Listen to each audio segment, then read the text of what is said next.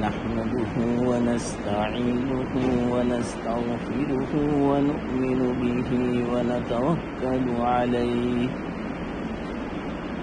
ونعوذ بالله من شرور أنفسنا ومن سيئات أعمالنا من يهده الله فلا مضل له ومن يضلله فلا هادي له ونشهد أن لا إله إلا الله وحده لا شريك له ونشهد أن سيدنا ومولانا محمدا عبده ورسوله صلى الله تعالى عليه وعلى آله وأصحابه وأزواجه وذرياته وأتباعه وبارك وسلم تسليما كثيرا أما بعد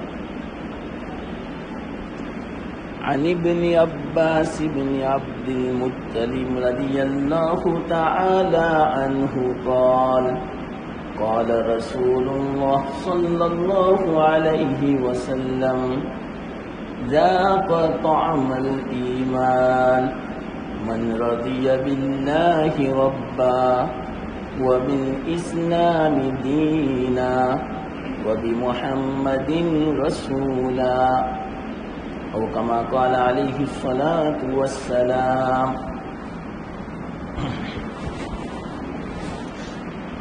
محترم دوستو بزرگ،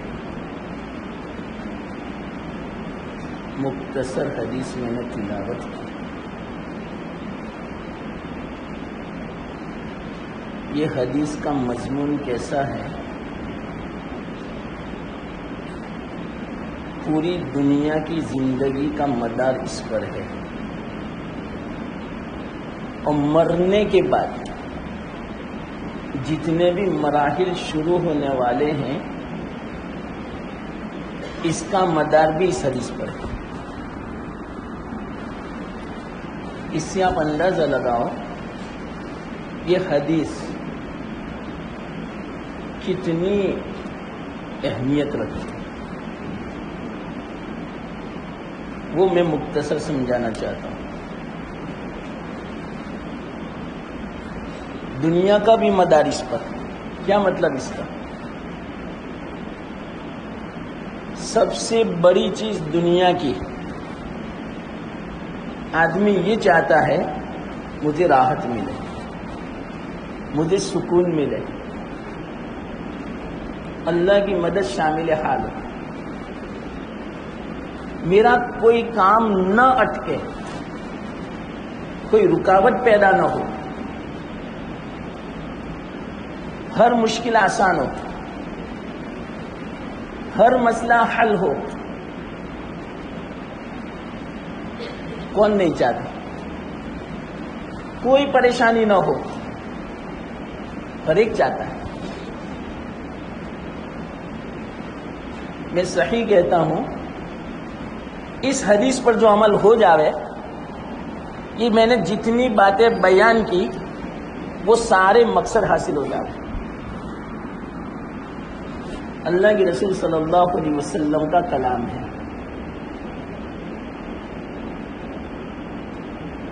سب سے پہلے فرمایا ذاقت طعم الایمان، ایمان کا مزہ چکھا۔ ایمان کا بھی مزہ ہے،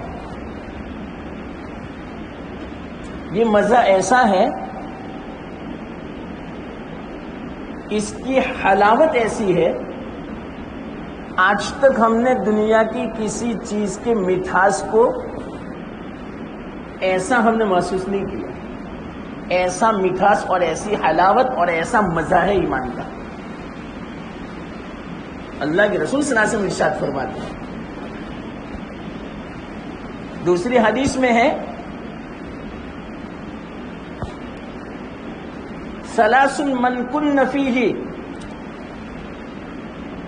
وجد حلاوت الایمان،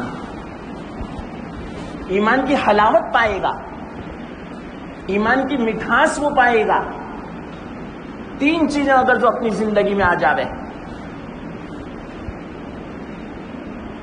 اور یہ مٹھاس ایسا ہے، یہ ایمان کی حلاوت ایسی ہے، اس کے سامنے ساری دنیا کی دولت ہیچ ہے. مسلمانوں یہ یقین بٹھا لو اپنے دل میں، حکومت اس کے سامنے کچھ نہیں، دنیا کا مال و دولت اس کا مقابلہ نہیں کر سکتی. کس کے سامنے؟ ایمان کی حلاوت کے سامنے، ایمان کے لطف کے سامنے. ایمان کا مزہ پہلے ہم چکھیں تو پتا چلے کہ یہ کتنی بڑی دولت ہے، یہ کتنی بڑی نعمت ہے. اس کے بغیر آدمی بے چین ہو جا رہا ہے. ایک مرتبہ جو مزہ چکھ لے وے، تو جب ایمان کا مزہ آ جاتا ہے، ایمان کی حلاوت آ جاتی ہے، اسی کو بولتے ہیں بشاشت ایمانی. اور یہ جب اندر میں داخل ہو جاتی ہے پھر نکلنے کا نام نہیں لیتی. اس بات کو غیروں نے بھی تسلیم کیا. ہرقل بادشاہ نے کہا تھا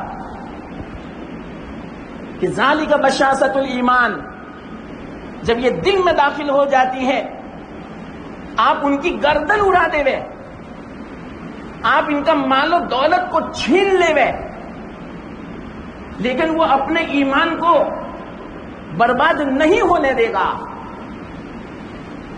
کب؟ لیکن جب ایمان کی حلاوت دل میں آ جاوے اس کے بعد. یہ میں کیوں کہنا چاہتا ہوں، آج کل جو حالات ہیں، ذرا سے حالات میں آدمی ڈاواڈول ہو جاتا ہے، ایمان کھو بیٹھتا ہے، اللہ کے بارے میں عجیب و غریب گمان آنے لگتے ہیں، اور ہماری اولاد تو حقیقت میں ایمان چھوڑ دیتی آج کل کے حالات کی بنا پر. تو آج کل کے حالات کے اعتبار سے سب سے زیادہ اہمیت اگر کسی چیز کی حفاظت کی ہے مسلمانوں، ایمان کی ہے. انشاءاللہ ہم ایمان کی جو حفاظت کریں گے اپنے اعتبار سے، اللہ تعالی ہماری دنیا کی بھی حفاظت فرماوے گا، ہمارے جسم کی بھی حفاظت فرماوے گا، ہمارے کاروبار کی بھی حفاظت فرماوے گا، ہمارے کاموں کی بھی حفاظت فرماوے گا، اور ہماری تمناؤں کو بھی پورا فرماوے گا. ایک شرط ہے بس، ہم اپنے ایمان کی حفاظت کریں. اور خاص کر کے اس زمانے میں اللہ تعالی ہماری صحت کی بھی حفاظت فرما لے گا. میں گارنٹی کے ساتھ کہتا ہوں انشاءاللہ. آج کل جو وبا پھیلی ہوئی ہے نا، بیماری کی، کورونا کی یا کوئی بھی بیماری، انشاءاللہ العزیز اللہ تعالیٰ ضرور مدد فرمائے گا. لیکن شرط یہ ہے ہم اپنی طرف سے کوشش کریں. تو ایمان کا مزہ کیسا ہے؟ دنیا لاکھ لالچ دے وے آپ کو، چاہے وہ کرسی کی لالچ ہو، چاہے حکومت کی لالچ ہو، چاہے وہ لڑکی کی لالچ ہو، چاہے پیسوں کی لالچ ہو، یا کوئی بھی لالچ ہوگی، انشاءاللہ العزیز اگر ایمان کی حلاوت اس نے چکھ لی ہے تو یہ سب کو قربان کر دے گا اور ایمان کو برباد نہیں کرے گا. ان حالات میں بہت ضروری ہے مسلمانوں ایمان کو باقی رکھنا، اور ایمان کی حلاوت کو اور ایمان کے مزے کو چکھ لینا. جب تک ہم ایمان کے مزے کو نہیں چکھیں گے وہاں تک یہ حاصل نہیں ہو سکتا. ورنہ ذرا سے اگر کوئی مصیبت آئی، ذرا سے حالات ہماری طبیعت کے خلاف آئے تو حقیقت میں وہ ایمان کو چھوڑ بیٹھے گا، اللہ کے حکموں کو پیٹھ پیچھے کر دے گا، اور اسی طرح اللہ کے رسول صلی اللہ علیہ وسلم کی سنتوں کا اتباع نہیں کرے گا. اگر صحیح معنوں میں ایمان کا اتباع نہیں ہوگا، ایمان کی حلاوت اور ایمان کا مزہ نہیں چکھا ہوگا، یہ سارے نقصان اسی بنا پر ہے.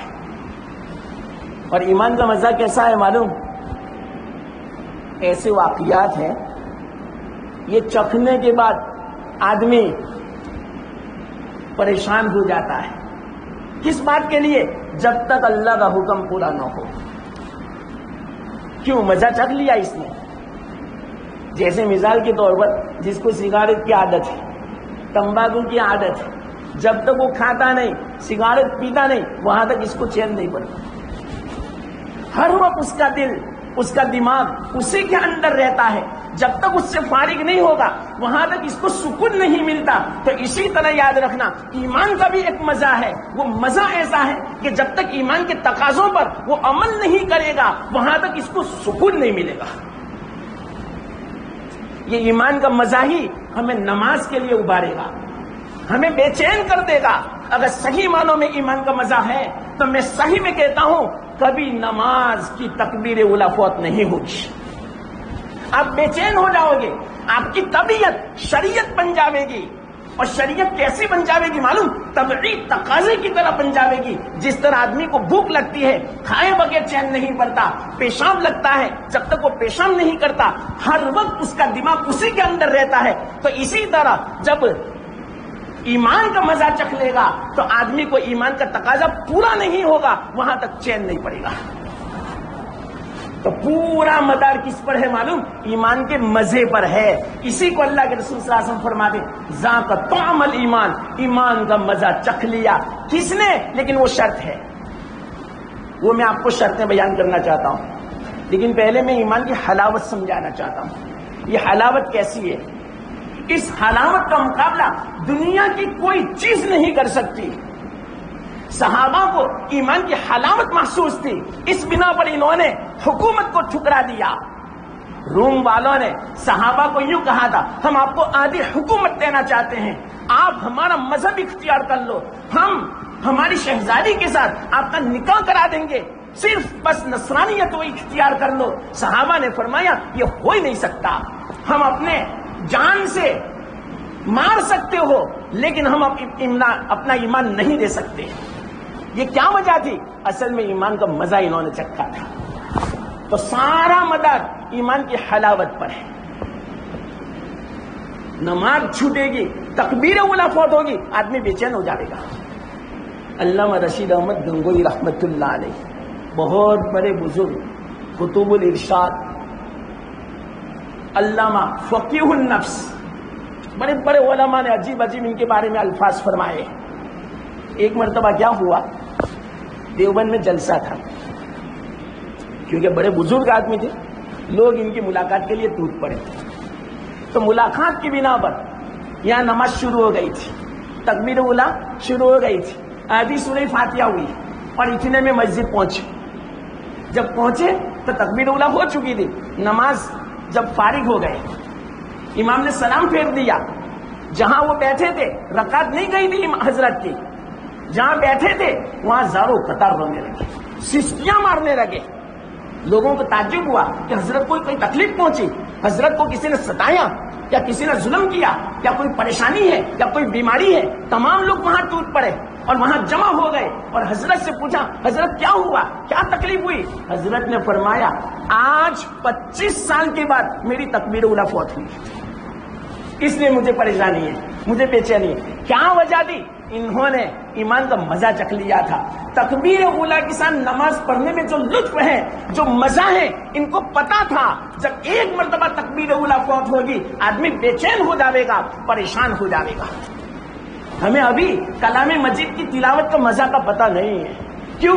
ہم نے اپنے آپ کو پابند نہیں بنایا. یہ کلام مجید کتنی اونچی کتاب ہے، اور اسی طرح سنتوں میں اللہ نے کیا مزہ رکھا ہے، سنتوں کی اتباع میں کیا حلاوت اللہ تعالیٰ نے رکھی ہے. ہم نے اس کا مزہ نہیں چکھا، اس کی حلاوت ہم نے محسوس نہیں کی. اس بنا پر آج ہماری زندگی سے سنتیں چھوٹ رہی ہے، کلام مجید کی تلاوتیں چھوٹ رہی ہے، لیکن اس کا کوئی احساس نہیں ہے. کیا وجہ ہے؟ یہ سارا مدار اسی پر ہے کہ ہم نے ایمان کی حلاوت اور اسی طرح ایمان کا مزہ نہیں چکھا. اسی بنا پر اللہ کے رسول صلی اللہ علیہ وسلم فرماتے ہیں ایمان کا مزہ چکھ لو. ایک مرتبہ مزہ چکھ لو گے اس کے بعد آپ کو چین نہیں پڑے گا. جب تک کہ اللہ کا حکم پورا نہیں کرو گے، سنتوں کو زندہ نہیں کرو گے، جب تک ہم ایمان کا مزہ نہیں چکھ لیں گے، وہاں تک میں صحیح کہتا ہوں صحیح معنوں میں ایمان بھی ہمارا مضبوط نہیں ہو سکتا. اور ایمان صحیح معنوں میں جو قدم قدم پہ ہمیں جو کام آتا ہے وہ ایمان کام نہیں آ سکتا جب تک کہ ایمان کی حلاوت اور ایمان کا مزہ ہم نے نہیں چکھا ہوگا. اس لیے بہت ضروری یہ حدیث ہے. اور دوسری بات، یہ تو میں نے دنیا کے اعتبار سے میں نے ضروری کہا، آخرت کے اعتبار سے علماء فرماتے ہیں سب سے پہلا ہمارا مرحلہ مرنے کے بعد قبر کا شروع ہوتا ہے. تو قبر میں 3 سوال ہوتے ہیں. قبر میں 3 سوال ہوتے ہیں. وہ کون سے 3 سوال؟ اسی حدیث والے 3 سوال. تو گویا یہ حدیث دنیا کے اعتبار سے ہمارے کام کی ہے، مفید ہے، نفع کی ہے. ہر تمام جتنے بھی کام ہیں ان تمام کاموں کا مدار اس حدیث کے اوپر ہے. اور اسی طرح مرنے کے بعد سب سے پہلا جو ہمارا مرحلہ قبر والا جو شروع ہونے والا ہے، اس میں بھی یہی ہے کہ من ربک کا، ما دینک کا، من ھذا الرجل. یہ 3 سوال ہوں گے کہ آپ کا رب کون ہے، آپ کا دین کیا ہے، اور اسی طرح اس آدمی، اس رجل کے بارے میں کیا کہنا چاہتے ہو. یعنی کون؟ اللہ کے رسول صلی اللہ علیہ وسلم کی طرف اشارہ فرمائیں گے وہ فرشتہ. تو یہ 3 سوال مرنے کے بعد، اور اسی حدیث میں انہی 3 چیزوں کو اللہ تعالیٰ نے بیان فرمایا. اور اللہ کے رسول صلی اللہ علیہ وسلم نے کیا فرمایا؟ ذاق طعم الایمان، ایمان کا مزہ چکھا. کس نے چکھا؟ من رضی باللہ ربا، جو اللہ کو رب مانے دل سے. رضا کا معنی کیا؟ جو دل سے رب مانے، خوش دلی سے. وبالاسلام دینا، اور اسلام کو دین تسلیم کرے دل سے. وبمحمد رسولا، اور محمد کو رسول تسلیم کرے دل سے. یہ 3 چیزوں پر ہمارا ایمان ہو جائے گا تو انشاءاللہ العزیز ایمان کا مزہ چکھ لیں گے، ایمان کی حلاوت آ جائے گی. لیکن کسے بولتے ہیں؟ اپنے رب کو، اللہ کو رب ماننا کسے بولتے ہیں؟ اب یہ سمجھنا ہے ہمیں. علماء فرماتے ہیں اس حدیث کے ماتحت میں کہ اللہ کو رب ماننا صحیح معنوں میں کب سمجھا جائے گا؟ جب کہ ہم اللہ کی طرف سے جو بھی حال ہو اس پر راضی رہیں، چاہے مصیبت ہو، چاہے نعمت ہو، چاہے حالات ہو، چاہے بیماری ہو، چاہے وسعت ہو، چاہے تنگی ہو، کوئی بھی حالت ہو، اس کے اوپر ہم خوش رہیں تو ہم نے صحیح معنوں میں اللہ کو رب مانا. اسی بنا پر ایک مرتبہ اللہ کے رسول صلی اللہ علیہ وسلم مسجد نبی میں تمام صحابہ بیٹھے ہوئے تھے. سوال کر لیا. اللہ کے رسول صلی اللہ علیہ وسلم صحابہ کی عجیب انداز سے تربیت فرماتے تھے. سوال کیا کیا؟ اے میرے صحابہ، تم مومن ہو؟ اب تمام صحابہ حیرت میں پڑ گئے کہ ہم مومن ہیں، ہم اللہ کے رسول صلی اللہ علیہ وسلم کے ساتھ رہتے ہیں، آپ پر ایمان لائے، آپ کے ہاتھ پر ہم نے بیعت کی، اس کے باوجود اس طرح کا سوال کرتے ہیں. دیکھو یاد رکھنا، یہ سوال ان کے بارے میں تو تھا ہی، لیکن ہمارے متعلق بھی سوال ہے کہ ہم بھی کیا مومن ہیں صحیح معنوں میں. جو جواب دیا وہ جواب ہمارے اگر زندگی میں موجود ہے تو سمجھو کہ ہم صحیح معنوں میں مومن ہیں، لیکن اگر وہ ہماری زندگی میں نہیں ہے تو ہم بھی صحیح معنوں میں مومن نہیں ہیں. اور اللہ تعالیٰ کی مدد کا وعدہ مومن کے اوپر ہے. جو صحیح معنوں میں مومن ہوگا، صحیح معنوں میں مسلمان ہوگا، اس کے ساتھ اللہ کی مدد ہوگی.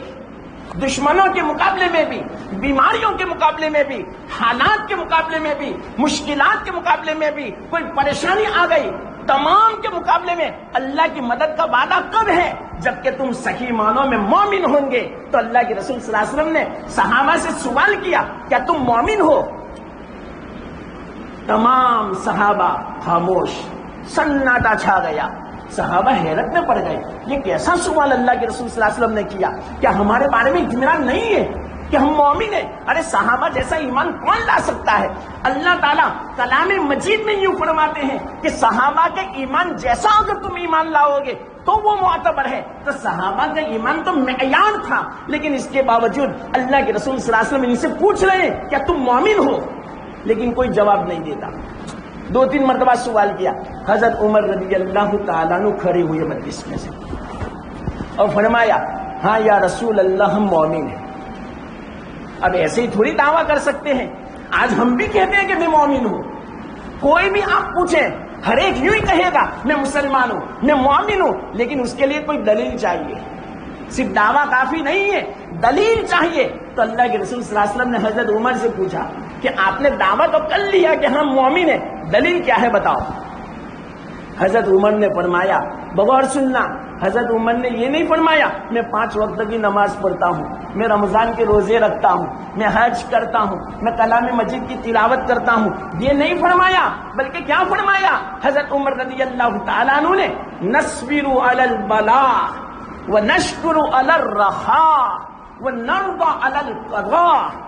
3 چیزیں بیان فرمائی کہ اللہ تعالیٰ کی طرف سے کوئی مصیبت آتی ہے، کوئی بلا آتی ہے، کوئی بیماری آتی ہے، کوئی پریشانی آتی ہے، ہم صبر کرتے ہیں، ہم شکوہ شکایت نہیں کرتے، ہم جمے رہتے ایمان پر. کوئی مصیبت آ گئی تو اللہ کا حکم توڑتے نہیں. آج کل ہماری حالت، کوئی بیماری آ گئی، پریشانی آ گئی، اللہ کے حکم کو توڑ دیتے ہیں. نماز کی پابندی باقی نہیں رہتی، سنتوں پر عمل نہیں رہتا، ہماری زبان سے ایسے کلمات نکلتے ہیں کہ جس سے اللہ ناراض ہوتا ہے، شکوہ شکایت ہوتی ہے، اعتراضات ہوتے ہیں.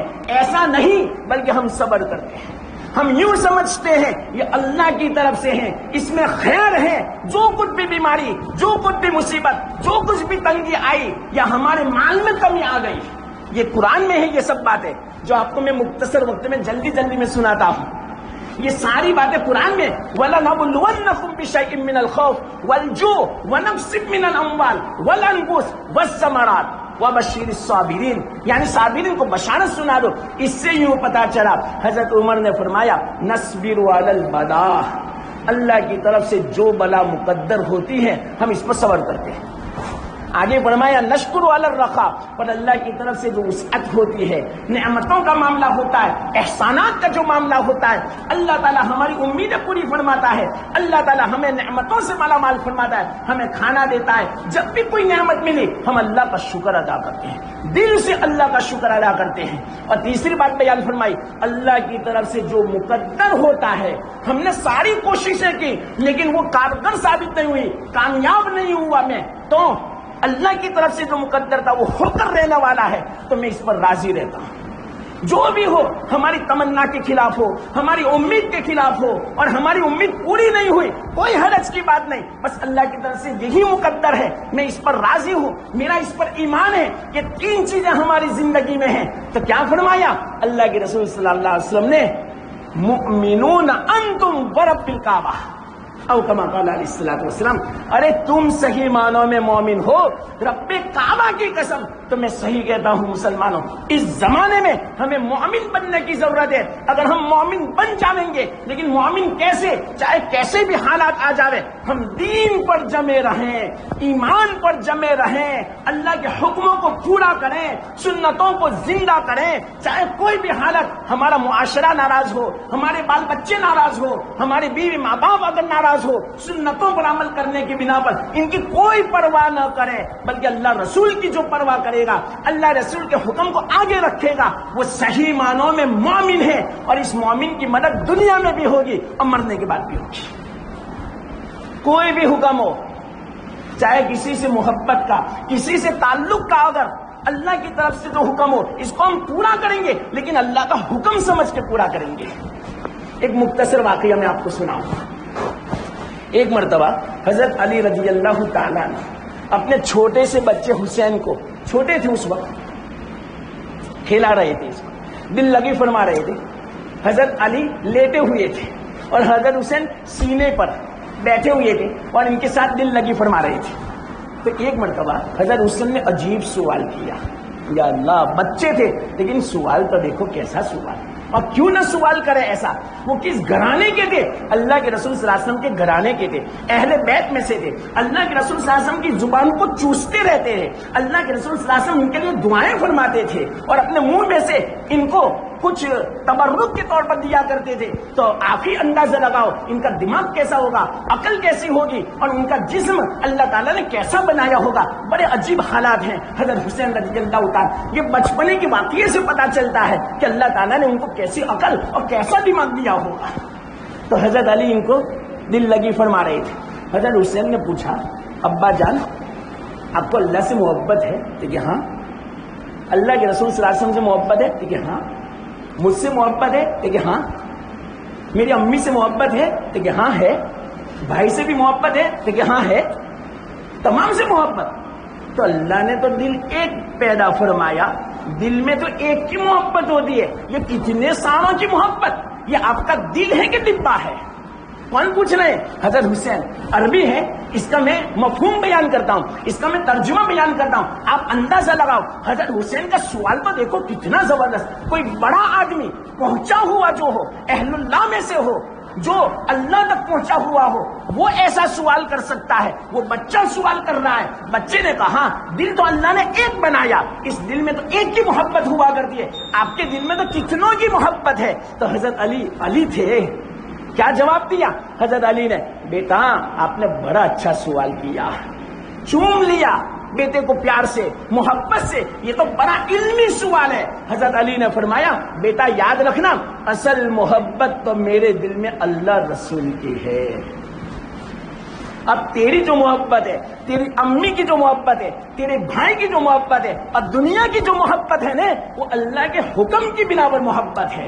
اگر اللہ کے حکم کو پورا کرنے میں تیری ماں بھی بیچ میں رکاوٹ بن جاوے، تو اگر بیچ میں آ جاوے، رکاوٹ بن جاوے، تو میں تجھے بھی ایک طرف کر دوں گا، تیری امی کی بات کو بھی ایک طرف کر دوں گا، اللہ کے حکم کو پہلے پورا کروں گا. اس کو بولتے ہیں اللہ رسول کی محبت. تو جب اللہ رسول کی محبت آئے گی تو صحیح معنوں میں ایمان بنے گا، اور جب ایمان بنے گا انشاءاللہ العزیز ہمارا لقب مومن بنے گا. اور اللہ تعالیٰ نے جو وعدہ فرمایا ہے کہ تمہارے ساتھ اللہ کی مدد شامل حال رہے گی قدم قدم پہ، یہ کب ہوگی؟ جبکہ ہم صحیح معنوں میں مومن بنیں گے. تو سب سے پہلی جو شرط بیان فرمائی اللہ کے رسول صلی اللہ علیہ وسلم نے، من رضی باللہ ربا وبالاسلام دینا، اسلام کو دین تسلیم کرے دل سے. کیا مطلب؟ بالکل مختصر وقت ہو گیا ہے. اسلام میں جتنے بھی احکام ہیں، جتنے بھی اوامر ہیں، ان سب کو بجا لاوے، اور جن چیزوں سے منع فرمایا ہے، جتنے بھی نواہی ہیں، ان تمام سے اجتناب کرے، ان تمام سے بچے. اس کو بولتے ہیں اسلام کو دین تسلیم کرنا. وہ بھی محمد رسولہ، اور محمد کو رسول مانے. اس کا معنی کیا؟ یعنی محمد صلی اللہ علیہ وسلم ہمارے جو آقا ہیں، ان سے محبت ہو، آپ کی اتباع ہو ہماری زندگی میں، اور آپ کی عظمت ہو ہمارے دل میں. یہ جب پیدا ہوگا تو انشاءاللہ العزیز ذاقت و عمل ایمان کا مزہ چکھ لیا. اب یہ ایمان کا مزہ چکھنے کے بعد زندگی کچھ اور ہی ہوگی. وہ زندگی کا لطف ہی کچھ اور ہوگا، میں بیان نہیں کر سکتا. وہ تو کب؟ جب یہ مزہ ہم چکھیں گے، یہ حلاوت جب ایمان کے ہمیں محسوس ہوگی، تب پتا چلے گا کہ آج تک ہم خسارے میں تھے، آج تک ہم نقصان میں تھے، آج تک ہمیں پتہ نہیں چلا کہ ایمان کا کیا مزہ تھا، ایمان کی کیا حلاوت تھی. انشاءاللہ العزیز کبھی آپ کی زبان سے جھوٹ نہیں نکلے گا، وعدہ خلافی نہیں ہوگی، اور اسی طرح خیانت نہیں ہوگی. آپ کی آنکھیں غلط استعمال نہیں ہوگی، آپ کے کان غلط استعمال نہیں ہوں گے، آپ کا دل و دماغ، تصورات، سوچ یہ غلط نہیں ہوگی. کب؟ جبکہ ہم صحیح معنوں میں ایمان کا مزہ چکھ لیں گے. اس لیے پورا مدار دنیا کی زندگی کا، ایمان کا، اسلام کا جو کچھ بھی ہے وہ ایمان کے مزے پر ہے. اس بنا پر یہ مختصر حدیث میں نے آپ کو مختصر انداز میں سمجھائی. اس میں بڑی تفصیل ہے، اس کے لیے مستقل وقت چاہیے، تب جا کے اچھی طرح تفصیل کے ساتھ واقعات کی شکل میں نے واقعات بھی آپ کو نہیں سنائے کہ اتنے زبردست اس کے ماتحت میں واقعات ہیں. ایمان کی حلاوت کے، صحابہ کے واقعات، ہمارے اسلاف کے واقعات، اولیاء کے واقعات. اس سے پتہ چلتا ہے کہ واقعتاً ایمان کا مزہ کچھ اور ہی ہے. اللہ تعالیٰ نے جو کہنے کی توفیق عطا فرمائی، بات بڑی اونچی تھی مسلمانوں. اللہ تعالیٰ اس کو قبول فرماوے اور صحیح معنوں میں ہمیں ایمان کا مزہ عطا فرمائے، ایمان کی حلاوت سے ہمیں مالا مال فرماوے، اور مرنے سے پہلے اللہ تعالیٰ ہمیں صحیح معنوں میں مومن بنا دے، تاکہ ہماری دنیا بھی کامیاب ہو جاوے اور مرنے کے بعد کی زندگی بھی کامیاب ہو جاوے. سارا مدار اس پر ہے، ایمان کی حلاوت پر اور ایمان کے مزے پر. تو اللہ تعالیٰ ہمیں قبول فرماوے اور اس پر عمل کی توفیق دے. وآخر دعوانا ان الحمد للہ رب العالمین.